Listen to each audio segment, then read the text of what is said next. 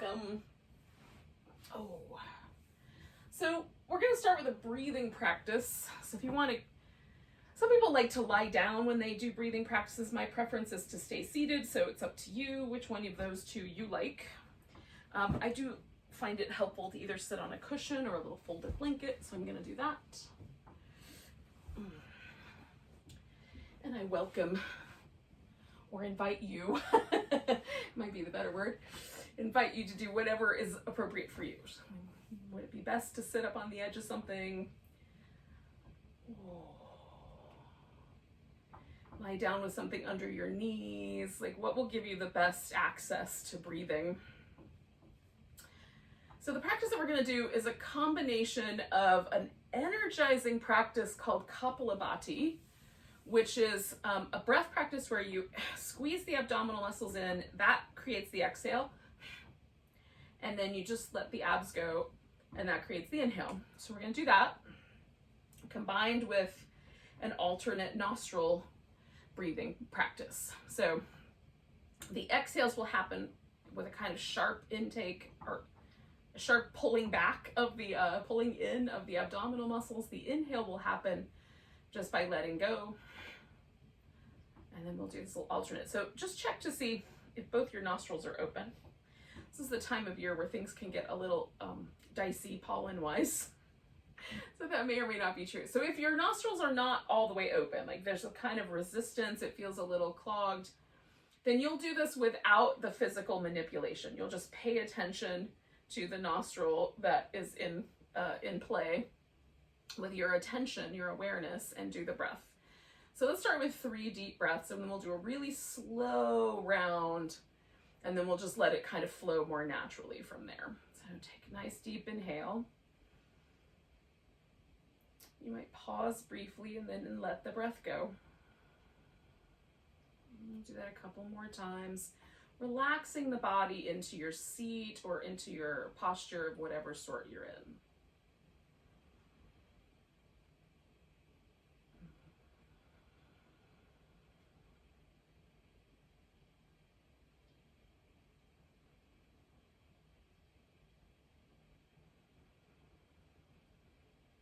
Start with an inhale, then I'm going to do a sharp exhale through my left nostril. Then I'm going to switch to let the inhale happen on the right. Do a sharp exhale through that right nostril. Switch, inhale through the left.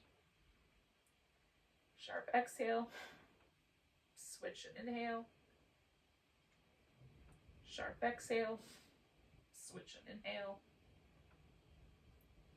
Sharp exhale, switch, inhale,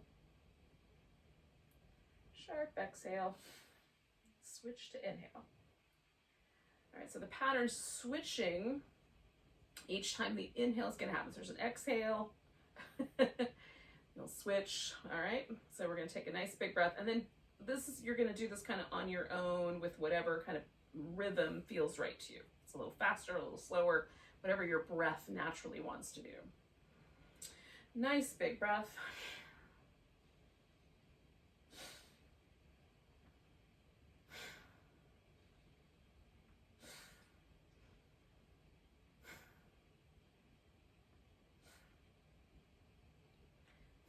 For me, it's just important to be patient with the inhale.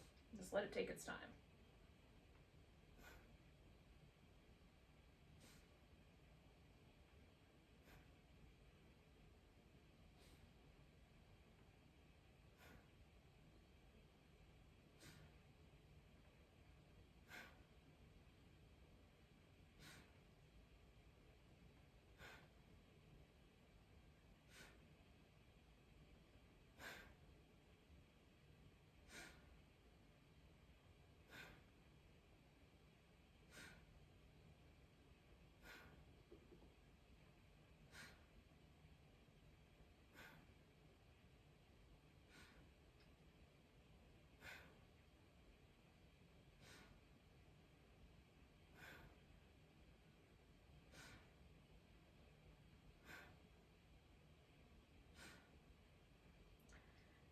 Now next time you exhale through your left nostril,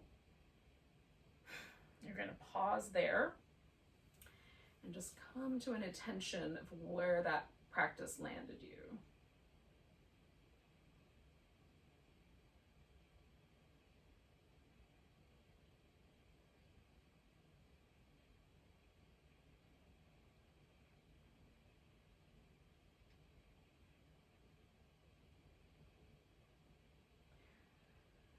An interesting juxtaposition of a breath that's meant to sort of smooth and calm, and a breath that's meant to sort of energize and stir things up, right?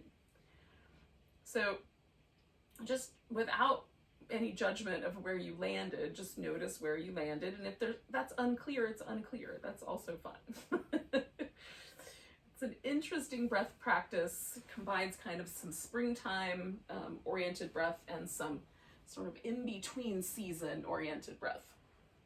So we're going to take a little sort of, I don't know, movement pattern that whatever works for you. So if you're lying down, you might do some like happy baby, little windshield wipery legs. I'm sitting, so I'm going to do these little spirals with my rib cage.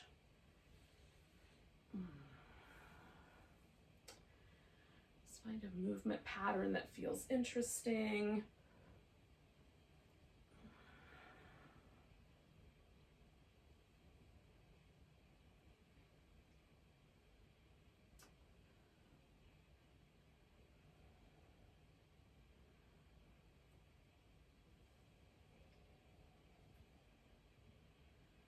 Then we'll come to a place where there's a twist. So I'm going to do a seated twist.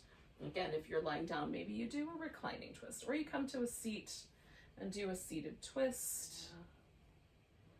Just coming in and out of the twist for a little bit and just trying to find a twist that doesn't feel like I'm pulling myself around, but instead I'm steady in my hips and I just allow the spine to sort of spiral however much it's willing to spiral tonight. And then notice the breath pattern. So sometimes with a twist, one of the nostrils will open up and the other one will restrict just a little bit. So just notice, now we've got that sensitivity around the nostrils maybe built up. Notice which is which, or if there's a switch off as we go along.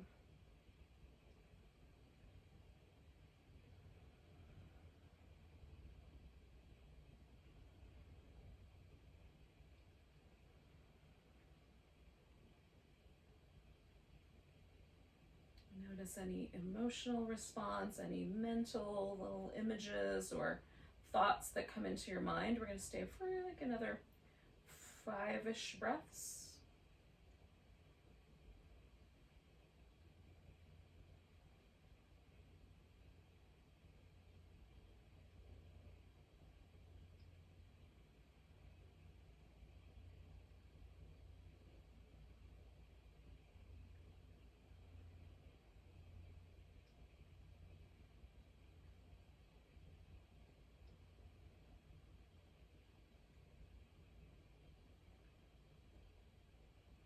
I'm going to take one more inhale, and then with my exhale, I'm going to unwind the pose slowly.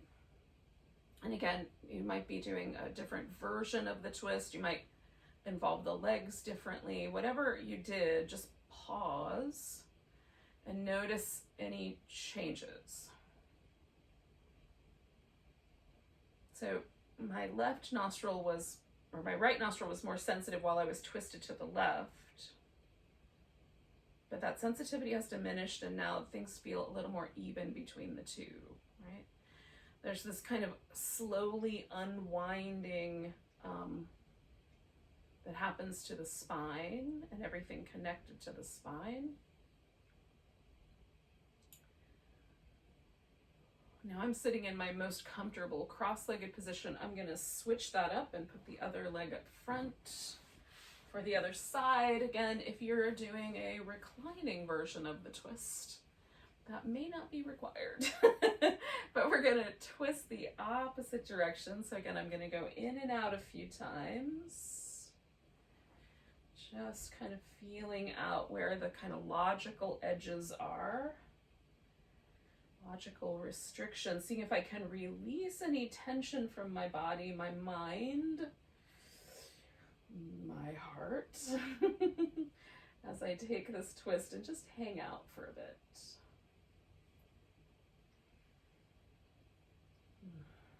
Again, there's kind of an immediate sensitivity for me on this now left nostril. And there's a kind of settling or shifting that's happening along my spinal column. And you're just tuning into your world to see what's happening there. And if there's any corresponding like emotional qualities or thoughts or anything that kind of pops up, might be connected in some way to the nervous system that's we're spiraling around here.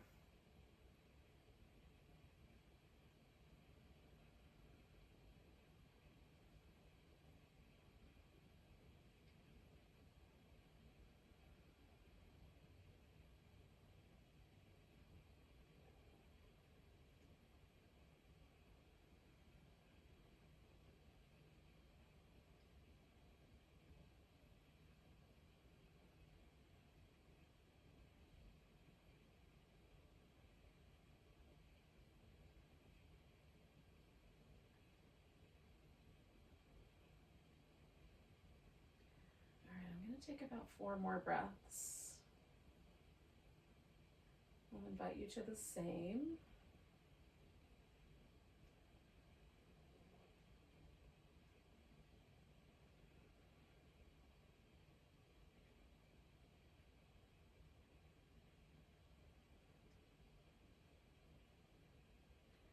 And then I'm going to take a little journey out of that spiral, and again, just pause for a moment.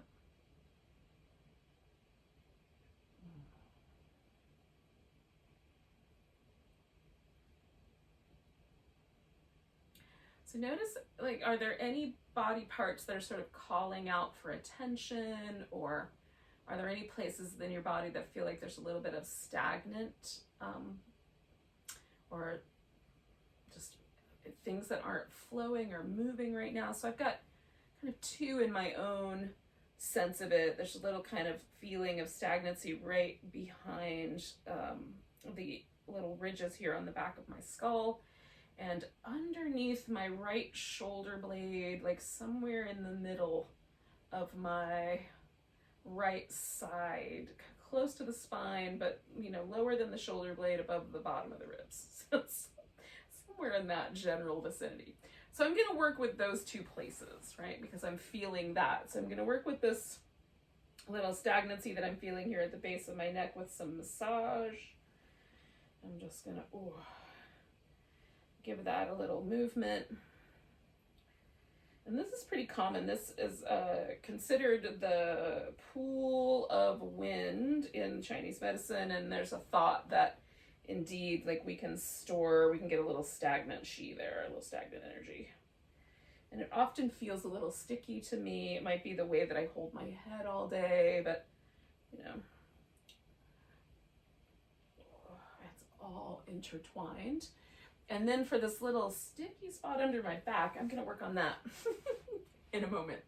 So if you've been lying down, you'll come to a seated position, because we're going to take the legs into some variation of this. 1 straight leg, 1 bent leg. They can be more toward the center line. They can be as wide apart as they will go. You can have more of a sort of somewhere in the middle kind of spacing, whatever you think feels like there's a balance. And a nice kind of, just a nice setup. It feels solid, it feels inviting, there's a sense of ease or well-being with it, but also some steadiness, right? So if I go too wide, and I really jam myself up against the edges of my range of motion, I even made my hip pop doing that, there's less stability here for me. The pelvis wants to tilt forward, there's a lot of intense, gripping of the muscles right here in my inner thigh to try to hold my pelvis steady, and there's some gripping in my glutes to try to pull it back from that. So that's not stable, right? But if I loosen that just a little bit, now the pelvis itself finds a kind of balance. There's no longer any muscle tension in those places, and I can add the muscle tension intentionally, but it's not there inherently. So that's what we're looking for. We're looking for a stable sort of sense of placement, of groundedness. And so I am going to start by turning toward this bent knee, and I'm going to fold over this leg in some fashion. I don't know how yet. So you might fold forward over it. You might let yourself fold sideways over it. I might do more of a twist with a fold. I might just turn to it and pause, right? So you would just test out, like, what are the options that feel appropriate to me? Do I want to enliven the muscle in my body, kind of hug my bones, turn my toes up, spread them out? Or do I want that to be a little more passive, a little more relaxed? Both are choices. And then once you've decided on something, pause.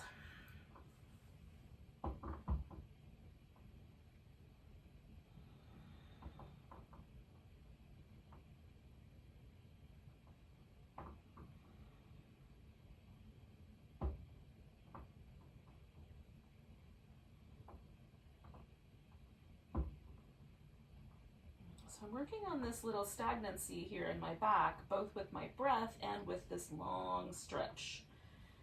So I'm using the breath to kind of fluff the rib cage and release it.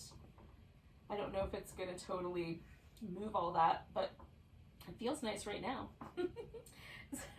So notice for yourself, like, what little extra little functions should you add to this? Try just adding a more deep or robust breath. If that feels unstabilizing or destabilizing or unsettling, you can certainly do less of that. Try it instead, maybe a little bit of a serpentine movement pattern, or a different angle on the pose.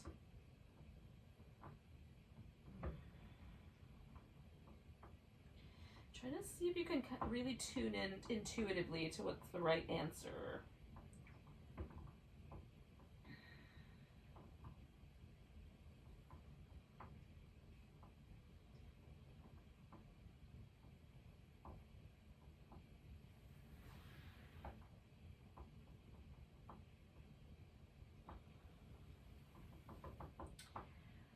So I'm going to come up with a little bit of an inhale there.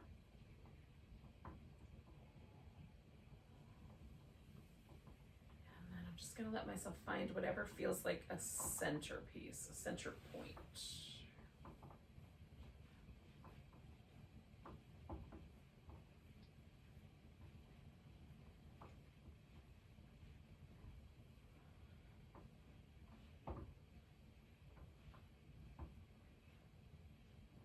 Now, we're going to do something straight down the center line. And again, you could have this knee bent. I'm feeling like I want it straight for this one, so I'm going to straighten both legs out.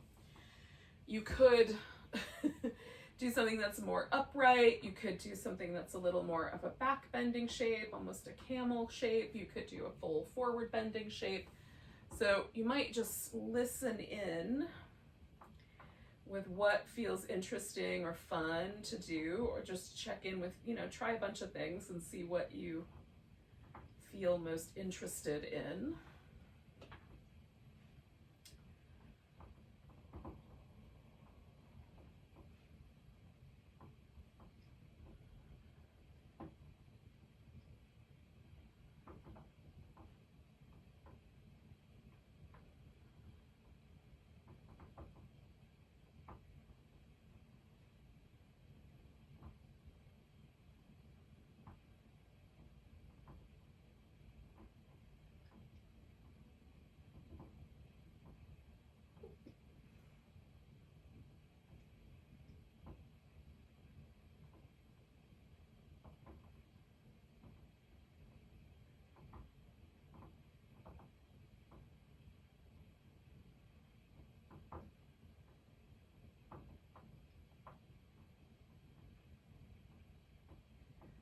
gonna do about 4 more breaths.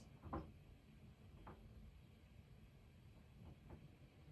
you feel like you want to stay longer or less, go ahead and adjust that.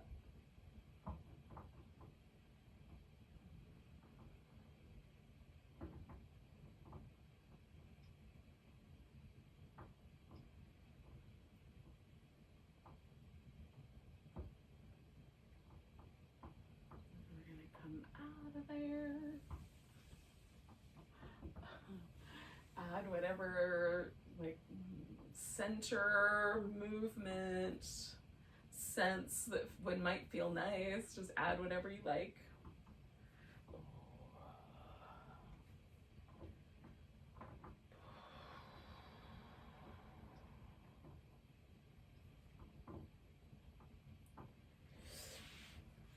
All right, I'm going to come back to the bent knee, and we're going to now do something over this other leg, right? Could be a side bend,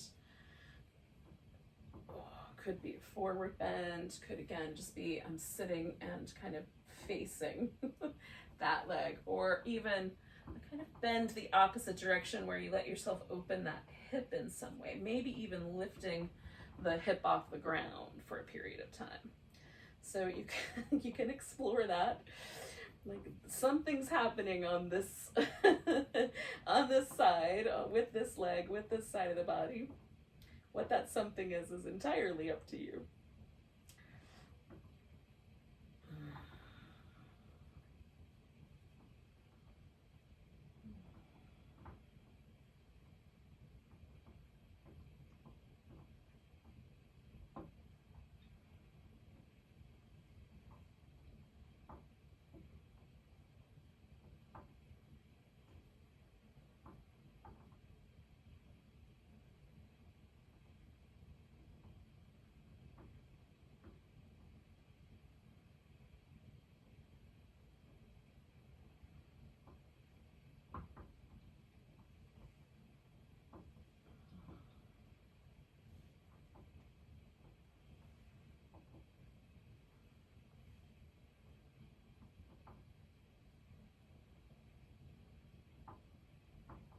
Do like 3 or 4 more breaths, or at least I will.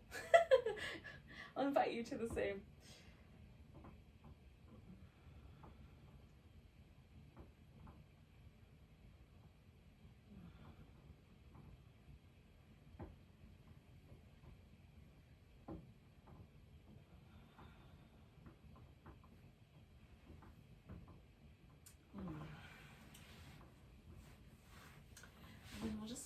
Release that pose.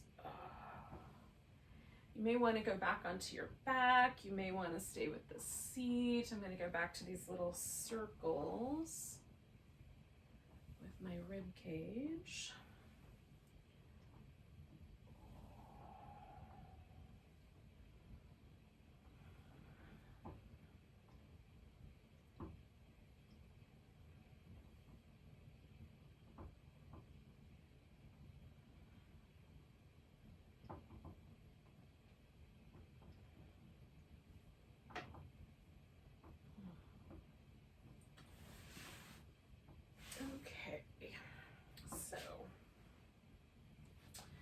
Just switching the sides now. So I've got a bent knee over on this side, and I'm gonna check out all the possibilities of how I may want to approach this pose.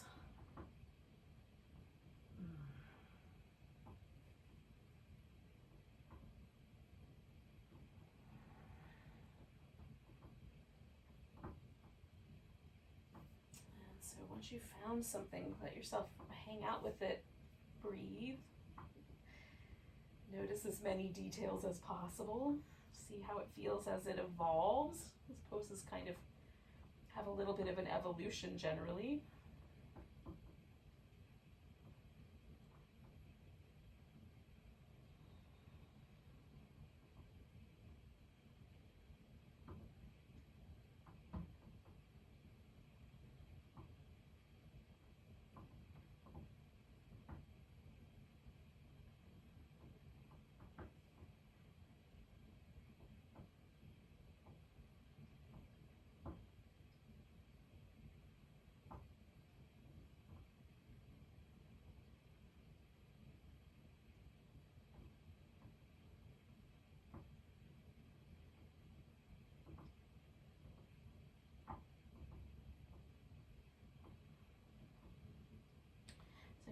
do about 4-ish more breaths.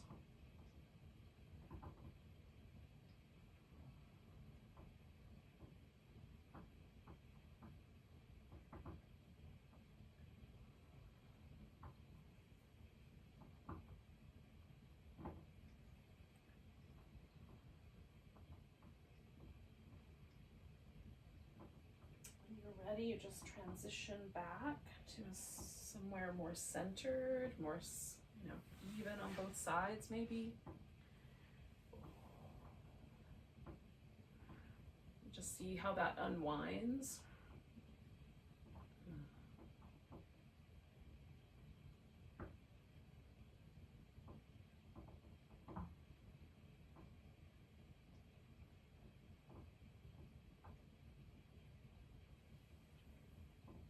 Again, getting curious about any sensation that seems to kind of percolate from that, or any overall qualities. Maybe there's a sort of feeling sense or a thought that pops into your head, or a color on the back of the eye, as you're looking in, looking out on the world, or with your eyes closed, either way. And then we'll do something down the middle. I'm going to put both my feet together, I think, for this round, since I had them both out last time.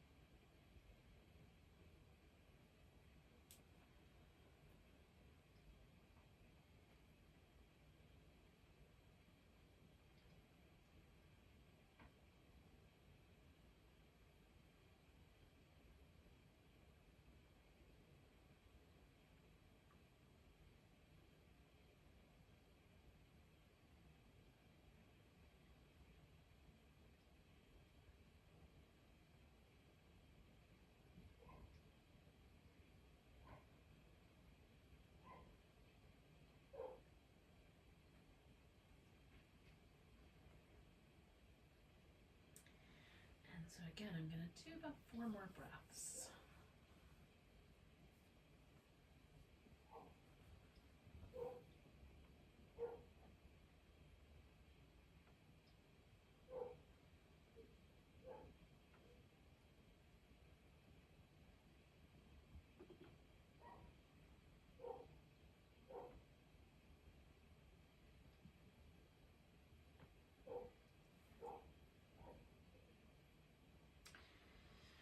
When you're ready, just emerge out of that particular variation on whatever it was that you just did. And again, just take a place kind of in the center, or a place that feels less tugged on in some fashion. Just pause for a moment. Again, just kind of tuning into the sensations. If there's anything that feels like it needs some time to adjust, we're sort of allowing for that.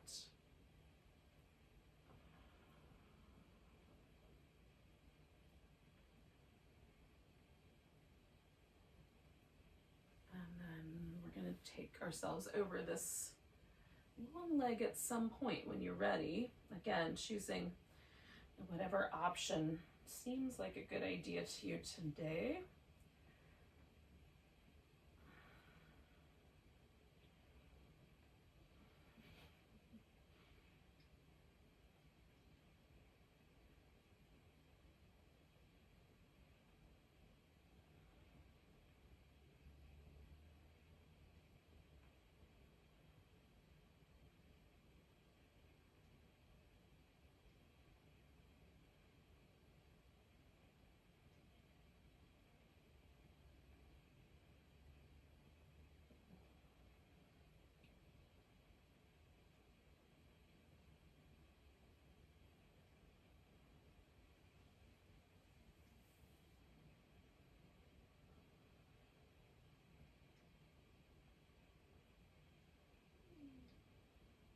Again, I'm going to stay for another like 4-ish, maybe 5 breaths. Just kind of checking in.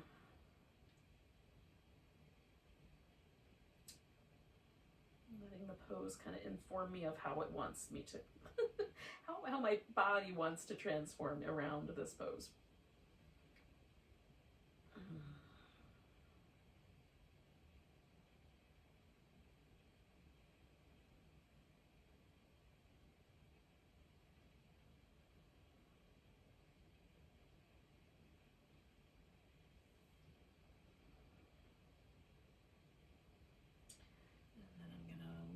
Myself come out of there, and again find some sort of as neutral a space as possible given the circumstances, just to see how my body might want to readjust. And then if they're in, again, and kind of notice, do you feel intuitively that you should move something?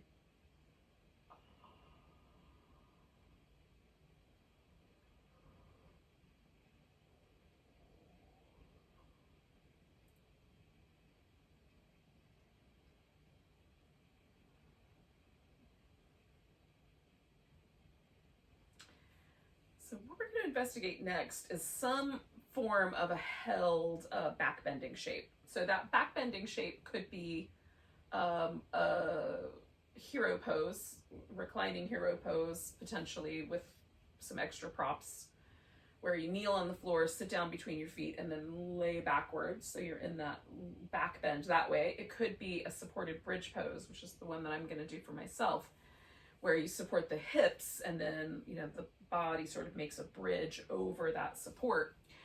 Or you could do like a sphinx, where you lay on the belly and prop up on the elbows. So whatever of those incarnations sounds like the more inviting. And again, it might be that you want to go, like I might lift in and out of bridge a few times. You might start your hero just sitting upright and then kind of slowly let yourself recline. Or maybe you want to go right in there. Maybe it's calling your name. So for the supported bridge, I always put support underneath my shoulders, so I have a little support for my neck, and then I use something under my hips. In this case, I'm going to use this pillow, but yoga block works great too. I will have to make some adjustments once I'm in here.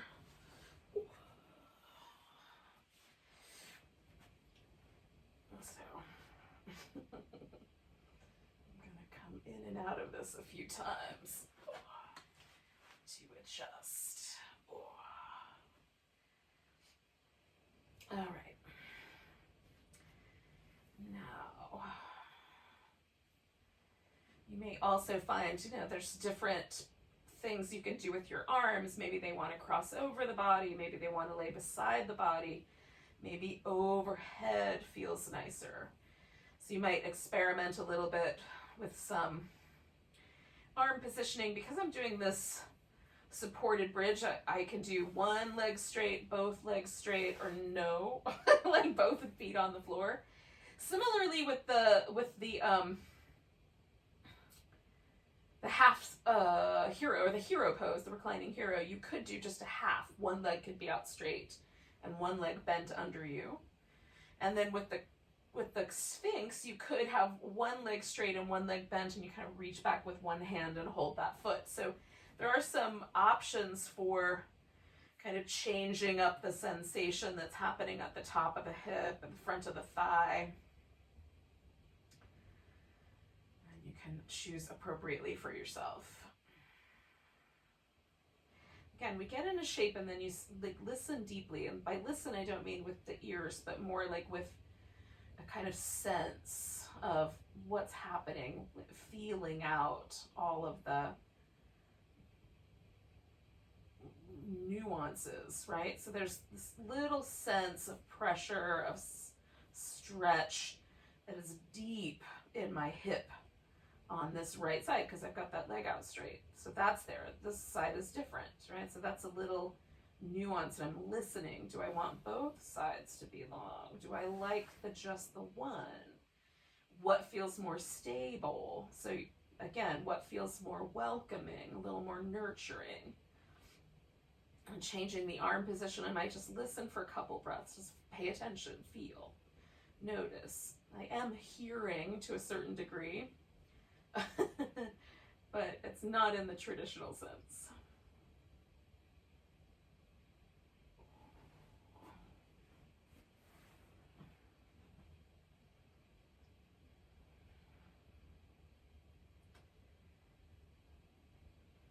Sometimes once I'm in, I realize I need to change it, and then change it and come back to that feeling of sort of settling with it, making adjustments as you need, totally revamping if necessary, so that you find that stable, sweet place.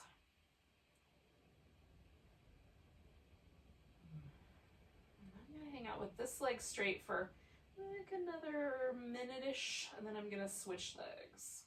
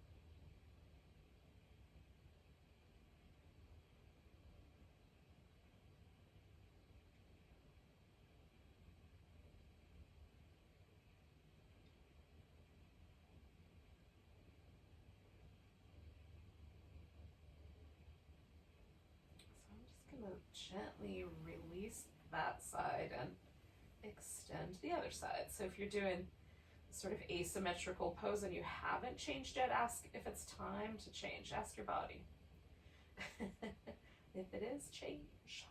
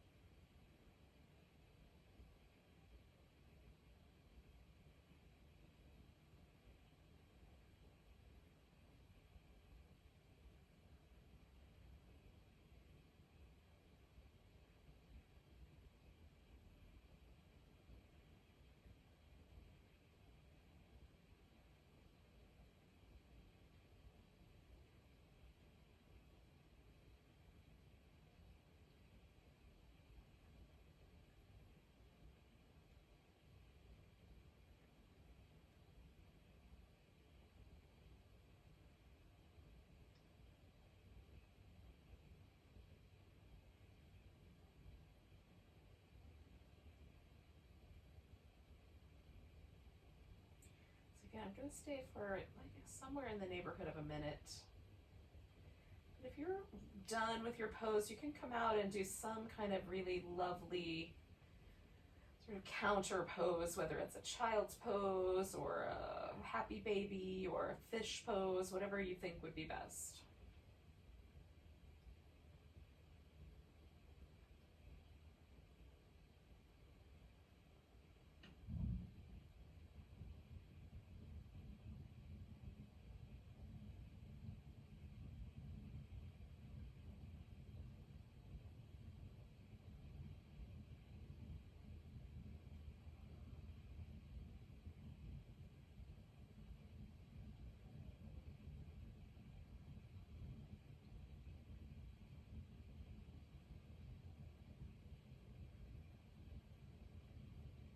So 2 more breaths. I'm going to come out of this pose really slow. I'm going to start with just putting my feet on the floor, both at the same time. And then I could lift my hips and slide the pillow out, but I feel like what I want to do instead is sort of roll off of them and lay on my side for a moment. So that's where I'm going to go instead. So whatever you think is the right sort of dismount for your toes, you can do whatever dismount you think is right. If you don't have a preference, just go what you think will be the easiest route out.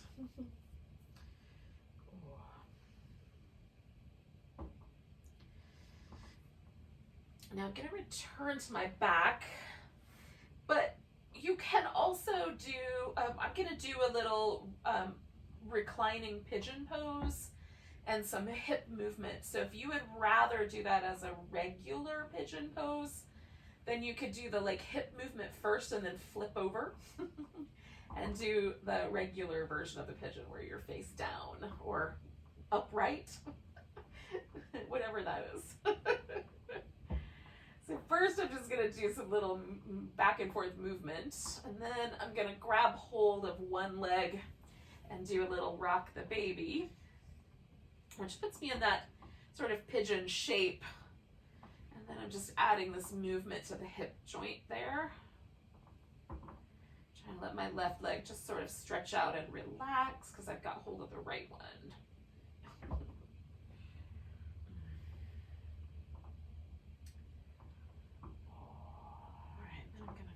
Hold of the foot and take myself to this kind of lunging upside down sort of shape. I might grab the big toe also and do some stretch out, kind of return to the lunge, stretch, return to the lunge. You can also kind of pull just a little bit to that right side so the left hip has a little more room to extend.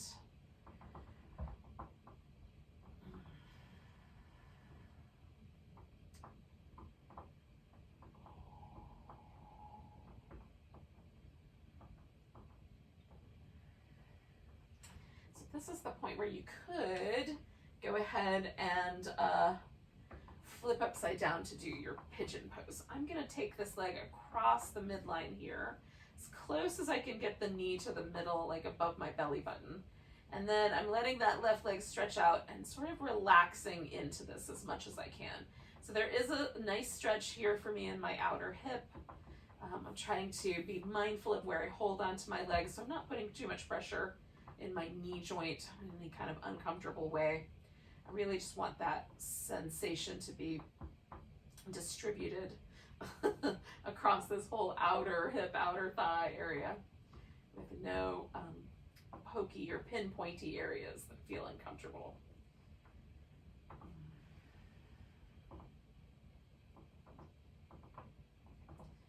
Now you don't have to hold onto your leg with your hands. You could just let it float. You could also use like a blanket or a strap to hang onto it.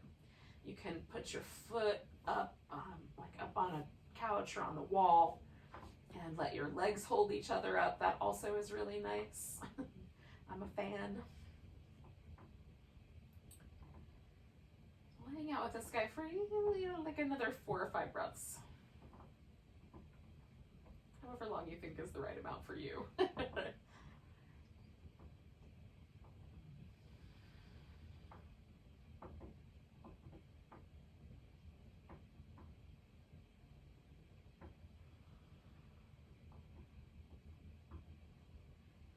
Kind of, if you're in the regular version of the pigeon and you want to dismount, you might decide to just come to a seated position and hang out there, or you can sort of roll yourself back over onto your back and just get both legs out straight. So I'm going to take one more breath, and then I'm going to release that leg, put it down, stretch it out, and after a little kind of jostling into place, I'm mostly just going to melt into the floor here, or as close as I can get, given the fact that I am not made of butter. 'Tis a pity, but so it is.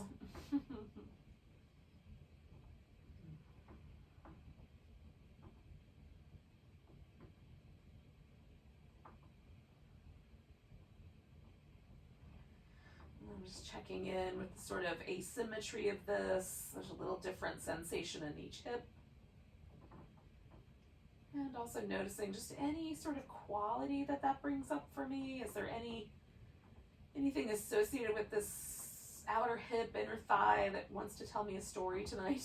Any images, colors, etc. Feeling states.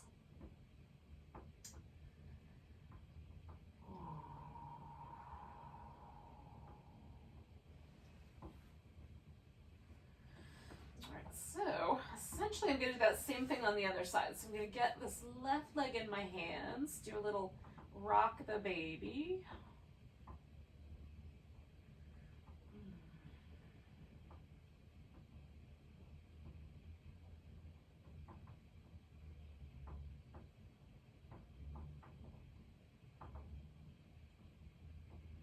And then I'm going to take that to the kind of lunging shape.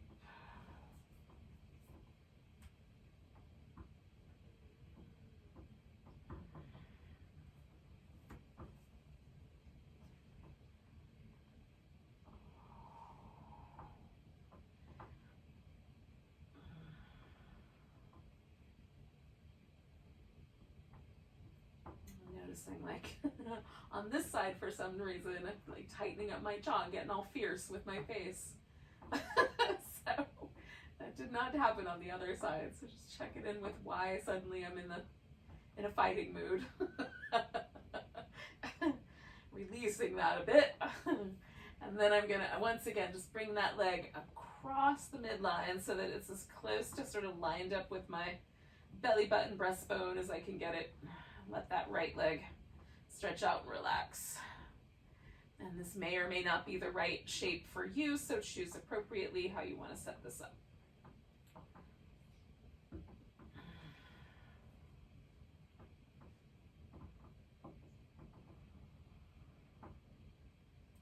This outer hip is an interesting zone. So in Chinese medicine, the outer hip is the kind of area of the gallbladder, which emotionally either relates to sort of feelings of contentment and general well-being when it's balanced, and feelings of sort of irritation and grouchiness when it's out of balance. And since I feel like I am prone to grouchy states, as much as I'm prone to effervescent states, I'm also prone to grouchiness, at least inside my own head. So I'm always very curious, like what is going down in this kind of outer hip thigh area for me? Is there anything, maybe I'm holding some tension sometimes and that kind of generates the grouchiness? If I get a little more playful, does that release some of that sense of kind of stodginess? Like I envision myself, if I'm not careful, becoming like a grouchy old lady. I don't want to do that. I want to be the jovial old lady that gives all the kids candy. Maybe only on Halloween, but you got the drift. In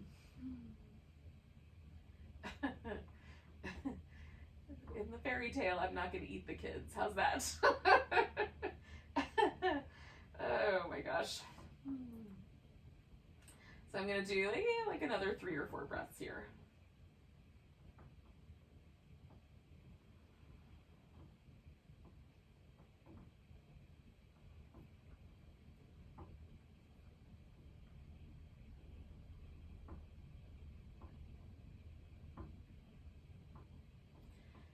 Grouchiness is what's coming up for me in my brain right now. Is grouchiness is a guardedness. It's a protective measure to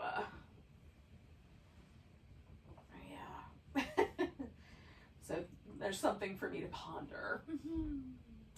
What am I protecting myself from or for in those moments?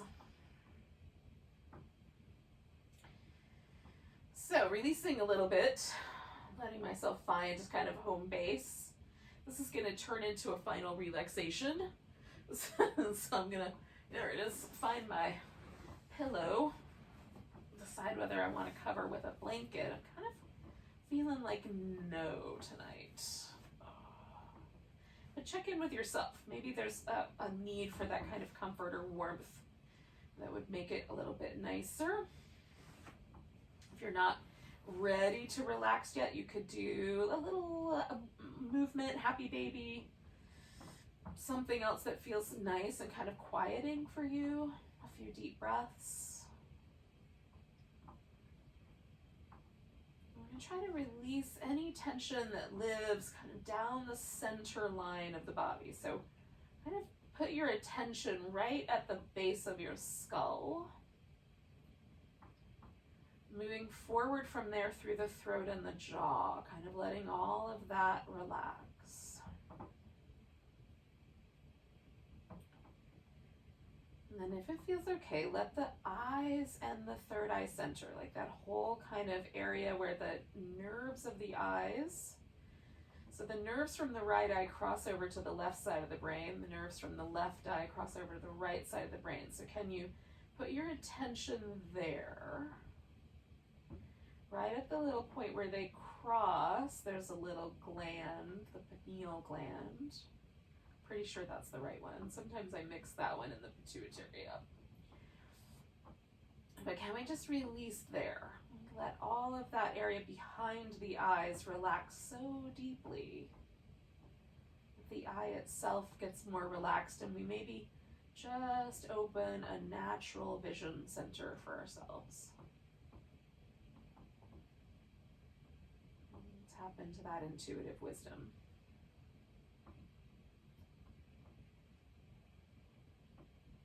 And then just traveling down through that nicely open, relaxed throat. Notice as you get to the heart center, are there any branches in the chest or arms or upper back that in the rib cage that feel like they need to be untangled or softened?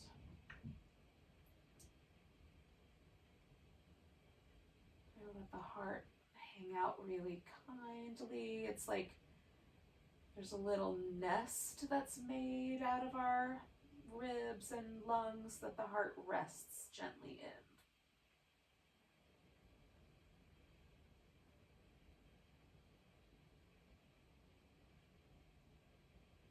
And coming down to the place where the diaphragm sort of acts on the internal organs, and we get the navel center and the sort of dynamic flowing place between those two, the diaphragm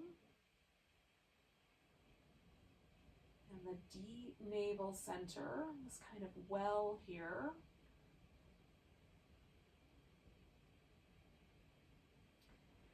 This is the bridge between the upper sea of energy, which lives in the heart, and the lower sea of energy that lives in the pelvis. So can we feel this little ebb and flow between those two oceans? The picture that comes to my mind is like the Maldives, where there's this line of sand that goes out and then an ocean on either side. Right? A little line of sense of ourselves.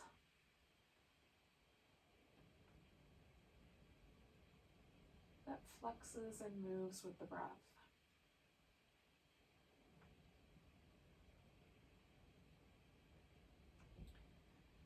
And then speaking of the lower dantian, the lower sea of energy, can we kind of travel down through into the pelvis itself? Feel the muscle release deeply through the hip.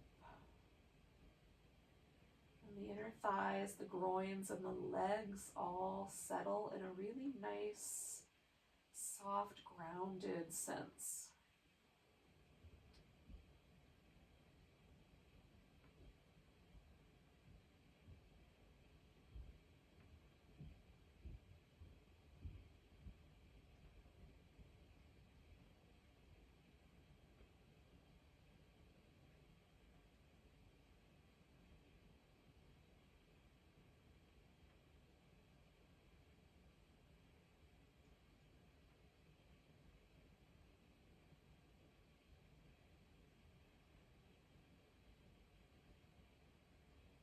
Get a sense of how your legs kind of feel. Do they feel like roots? Do they feel just like legs?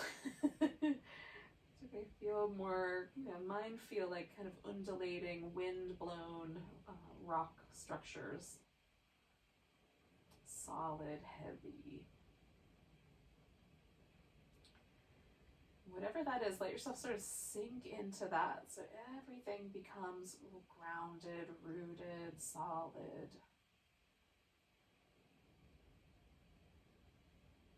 And then everything on the top edge of the body lighter.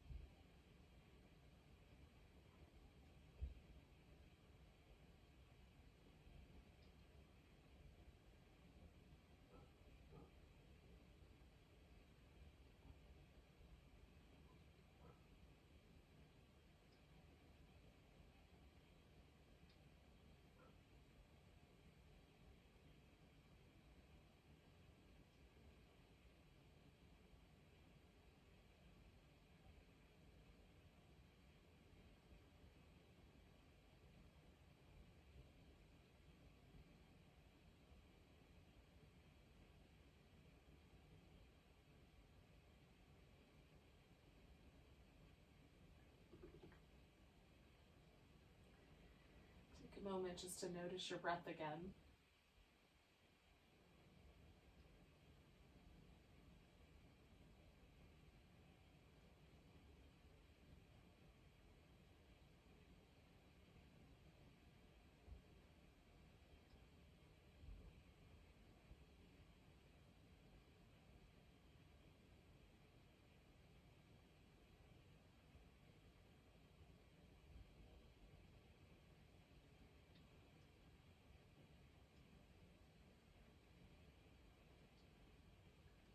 When you're ready, take a breath so deep, maybe you can feel it all the way down through the rooty legs to your toes.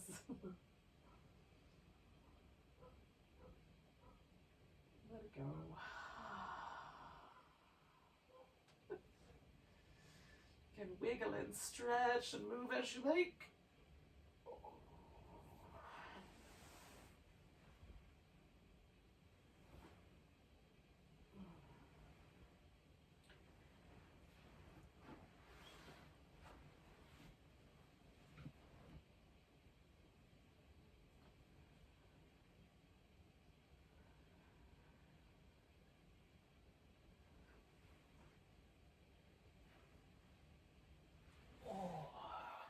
So at some point, you can join me in a seated position. We'll take a nice big breath together. Nice big inhale. Big deep sigh.